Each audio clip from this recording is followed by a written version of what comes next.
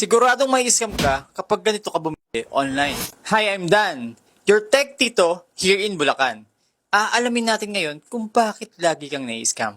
Number 1, naniniwala ka sa too good to be true na presyo. Gusto mo na mura, kaso sa huli, ikaw ang napamura.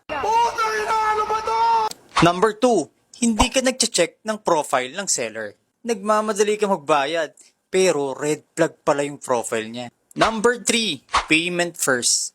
Case-to-case basis pa din ito. Pero hanggat maaari, go for cash on delivery pa rin sa pagbili. Or better, i-visit mo na ang physical store nila.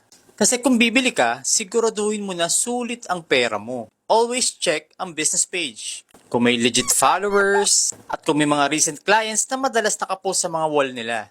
At ngayon, madami na nag-offer ng cash on delivery sa market with proper price. Mamimili ka na lang talaga. Laging tandaan, yung pambibili mo ay pinaghirapan. Kaya wag mong hayaang makuha ng mga walang magawa kundi manglamang. Follow for more tips!